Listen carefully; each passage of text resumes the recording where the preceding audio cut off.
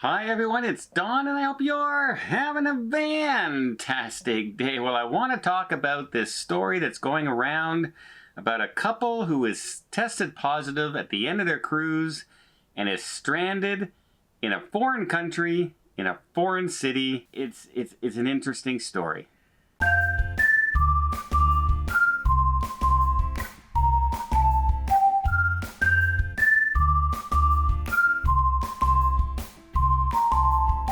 Okay, I'm currently on a Panama Canal cruise, and I have multiple. I'm going to Amsterdam later on this next month.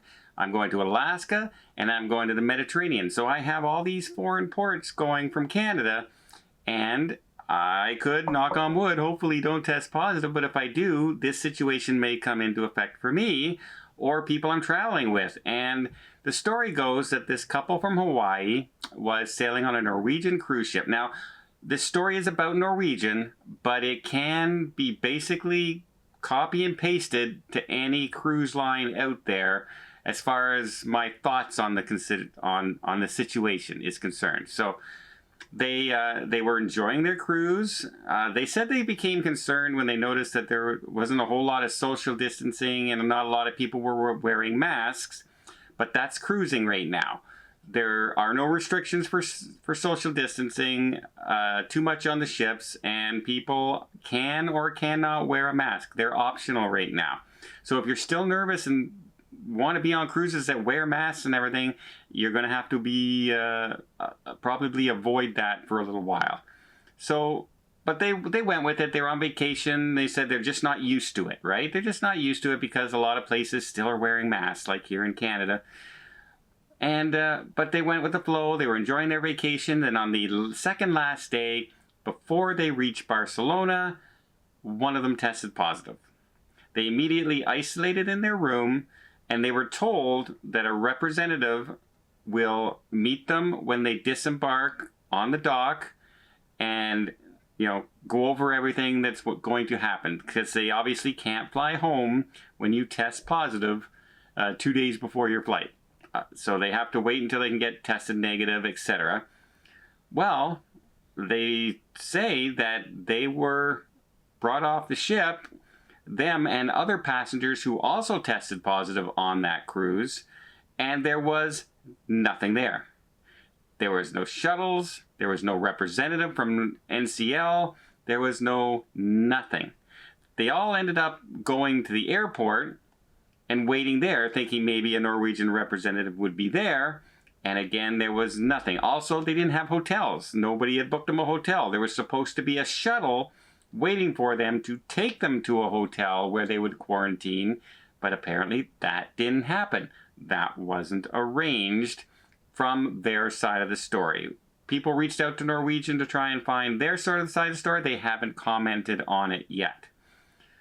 So they did find a hotel for 2 nights, and then because of the availability, they're going to have to move and find another hotel, which to me kind of defeats the purpose of quarantining and isolating if you have to go first from the cruise ship to the airport, to around people, from the airport to a hotel, from that hotel to another hotel. It's not really quarantining. It's not, and I'm not blaming the couple, I'm blaming the situation.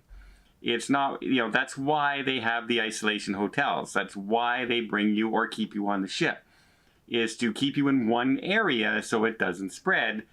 Here, it sounds like they're in 4 different locations. So where's the safety in that if they're worried about that sort of thing from a government's point of view? And they did find, they finally booked their own flights. Their sister apparently has been trying to make arrangements and contact people and find out, you know, get them their prescription medication that they needed because they were stuck there. One of my tips that I'm trying to stress to everybody, if you have medication that you take on a regular basis, bring enough for more than just the cruise. Bring enough for another 10 days, just in case right now. You may feel fine. You may be perfectly fine, but you may be close contacted or you may test positive. Even though you feel fine, you'll still have to isolate, and you may have to isolate for a few days someplace else before they get you home. So yeah, always take enough medication. Don't just limit yourself. I'll be home on Monday, and then you're home the following Monday and you've gone 7 days without your medication. So the sister's been doing all that stuff from home and trying to arrange all that and get them ready. Well, in her side of the story, she says she finally did reach a Norwegian representative who hung up on her. Now, I am going to say, unless you're rude to somebody on the phone, they're not normally going to hang up on you. And in their defense, I'm on the phone to the cruise lines all the time. There's huge long waiting lines, and we get disconnected all the time. And they don't have your phone. Unless you give them your phone number, they don't have your phone number to call you back. So yeah, it could have been you were just disconnected. Unless the person said, oh, well, the heck with you, click. That's a hang up. But if you just all of a sudden you're talking and all of a sudden no one's on the other end, in all honesty, it was probably just a disconnect. Because I do get disconnected from... So I'm going to take that part off the table as hearsay. Unless, more comes out about the story. But here's the thing. And this goes for all cruise lines. I've been hearing stories from some of the Princess ships. I've heard stories from a couple Carnival ships, some Royal Caribbean ships, that people have tested positive and then had no response, like no help whatsoever afterwards. And that's not right. Because you're all advertising how safe it is to go back to the cruise ships, come back and enjoy your cruise. We're restarting, we're doing this. Well, if your people test positive who came out trusting you to look after them, and they test it, whether they're feeling poorly or they're asymptomatic, it doesn't matter. You look after them. If you have to isolate them, you have people guiding them through the process. You don't say somebody will meet you outside when you get off the ship and then sail away.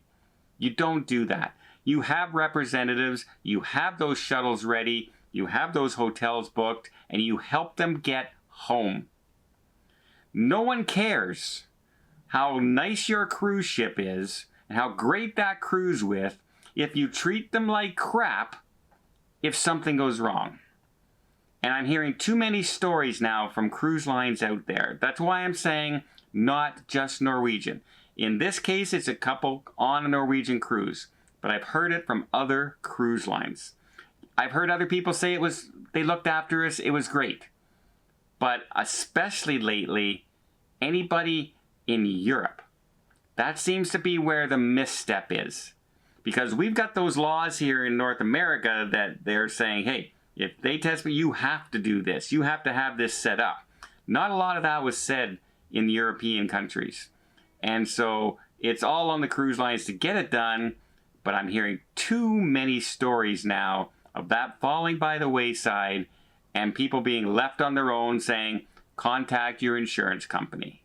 Well, terrific. Thank you very much for all your help, cruise line. You'll never have my money again, is my thoughts on the process. If you abandoned me on my cruise when I needed you the most.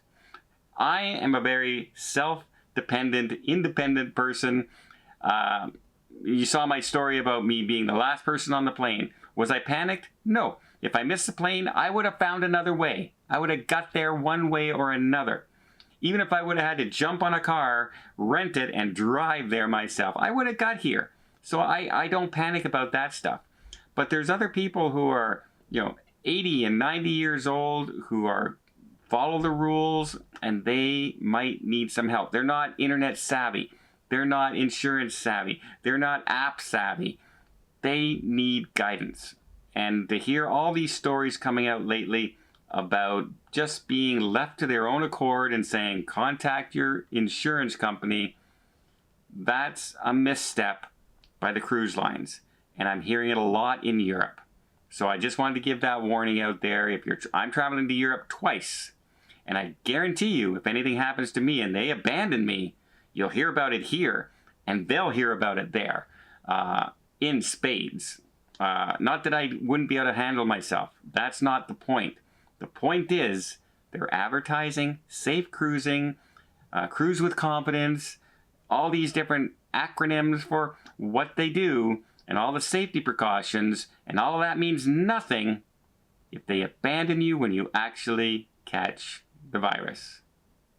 Well, I hope you appreciate this little update, a little warning. If you did, please give it a thumbs up. Maybe hit that subscribe button if you haven't done so already with that little notification bell up. It doesn't cost a thing, and it just tells you, hey, another video's up, and you'll be shared and join the comment community for cruising and hear stories about this, plus the good stories, like I'm on the Panama Canal and the day is beautiful.